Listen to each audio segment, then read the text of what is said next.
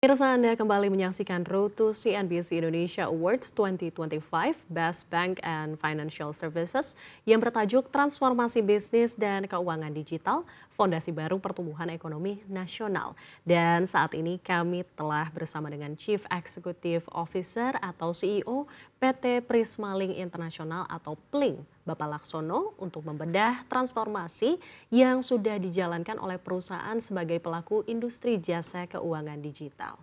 Mungkin kita langsung sapa saja Bapak Laksono, terima kasih sudah bergabung bersama kami di CNBC Indonesia. Apa kabar Pak? Baik, Sarah. Terima kasih ya. Pak, mungkin langsung saja nih sesuai dengan tema kita hari ini terkait dengan transformasi bisnis dan juga digital. Ini kan BI juga meramal ya Pak ya bahwa transaksi digital ini dapat mencapai 147,4 miliar transaksi nih di 2030 mendatang. Nah, bagaimana sih Pak tanggapan Prismalink mengenai hal tersebut Pak? Ya, kalau kami lihat transaksi digital kalau tahun lalu itu kan di angka 43,5 miliar. Kemudian kita lihat semua tuh bertumbuh minimal double digit ya.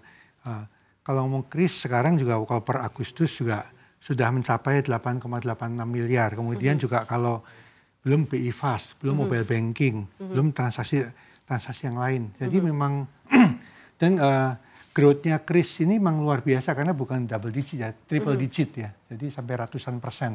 Jadi belum pengembangan feature-featurenya yang bertambah lebih banyak, ditambah lagi usage-nya lebih banyak karena bisa dipakai di luar negeri ya. Jadi memang kalau bicara target itu ya kita percaya di 2030 itu akan bisa tercapai ya. Jadi sangat realistis ya Pak ya? Sangat realistis. Sangat realistis. Nah selanjutnya Pak Laksono ini bagaimana sih Prismalink sendiri memaknai nih dampak dari perkembangan digitalisasi di Indonesia dan mungkin sejauh mana di digitalisasi ini sebenarnya sudah berpengaruh pada bisnis dari Prismalink ini? Ya memang ini menarik ya kalau kita anggap negara berkembang dibanding negara maju tentunya digitalisasinya lebih banyak ya. Dan kalau kita lihat di Indonesia pembayaran digital ini semakin meluas kemana-mana. Jadi ya kita boleh berbangga nanti mungkin suatu saat kita bisa menyaingi negara-negara maju dalam hal transaksi digital ya. Mungkin kalau yang kita lihat mungkin yang cukup pesat itu kan China kan. Ya saya rasa sih kita suatu saat kita bisa bersaing dengan mereka untuk transaksi digitalnya ya. Nah kemudian kalau dikatakan dengan Prismalink kami melihat bahwa sejak pandemi itu memang masyarakat mulai berpindah ke transaksi digital, di mana hal ini tentunya sangat menguntungkan bagi kami karena memang bisnis kami ini fokus pada transaksi digital. Jadi dengan semakin naik kita juga lihat bahwa memang transaksi kami sendiri bertumbuh dari tahun ke tahun itu juga double digit terus kita pertumbuhnya. Bahkan ada tahun yang sampai triple digit ya.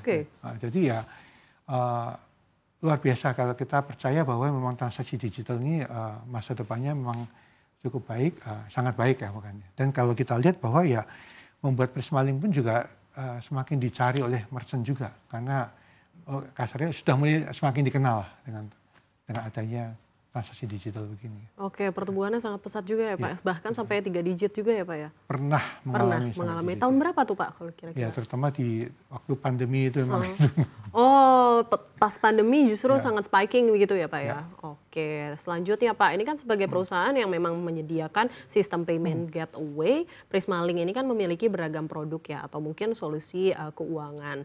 Namun sebenarnya dapatkah perseroan ini memaparkan kepada kami, mungkin Bapak memaparkan kepada kami, manakah produk atau mungkin solusi dari PLING yang paling pesat nih pertumbuhannya belakangan ini?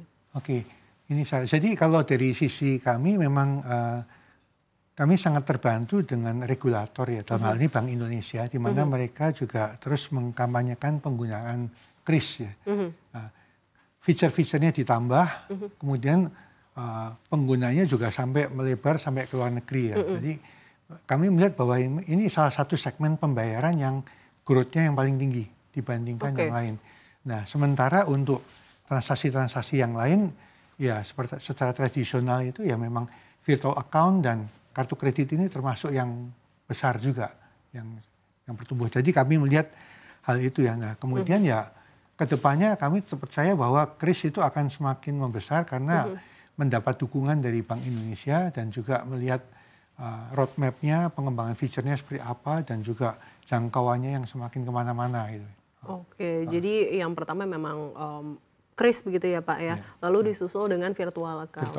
Virtual account dan kartu kredit. Dan kartu kredit, oke. Pak ini kan mengacu pada jejak pengalaman Pling gitu yang sudah berdiri dari tahun 2011 gitu ya Pak ya. Ini apa sih peluang dan juga mungkin saya juga penasaran gitu ya tentang tantangan yang dihadapi dalam mendorong perluasan adopsi digitalisasi bagi masyarakat, korporasi hingga mungkin kepada UMKM juga. Ya sebenarnya kalau Pling ini memang cukup lama ya perusahaannya kita berdirinya ya. Ya kita lihat memang pertama tentunya ya challenge utama itu melakukan edukasi. Nah kami beruntung karena dari sisi Bank Indonesia membuat semacam kayak ini Pak, kerja bersama untuk mendorong edukasi ini dari tahun ke tahun sehingga memang penerapan ini atau adopsi teknologi digital ini, pembayaran digital di masyarakat semakin banyak. Nah kemudian kalau ngomong tantangan besar juga utama di sisi ini ya pembayaran tunai karena agak sedikit berbeda ya. Kalau pembayaran tunai itu untuk merchant-merchant yang sangat ketat penggunaan tunainya, mereka terima uang cash langsung dipakai untuk belanja lagi ya, langsung. Jadi sehari itu mungkin bisa 3 kali, 5 kali. Terima belanja, jual lagi, begitu dapat belanja lagi, perputarannya bisa 3 sampai 5 kali. Sedangkan kalau transaksi digital itu memang rata-rata tuh settlementnya besoknya. Jadi nggak seketika. Ini memang jadi salah satu tantangan berat untuk masuk ke UMKM atau ke mereka-mereka yang benar-benar membutuhkan cash base. Ya. Nah, tapi kalau di sisi yang ke atas SMI kemudian sampai bahkan korporasi ini mereka sangat terbantu ya karena dengan transaksi yang mungkin dari ribuan sampai puluhan ribu itu sehari settlement dan rekonsiliasinya sangat dimudahkan.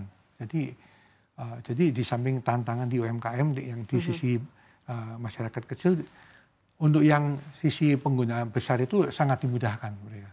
Oke, jadi juga memangkas waktu gitu ya Pak ya? Ya memangkas waktu. Juga. Bayangkan kalau 10.000 transaksi sehari mau rekonsiliasi kalau mau pakai manual, ini cashnya berapa, nggak akan sanggup gitu. Jadi biar nggak ribet juga gitu ya Pak ya.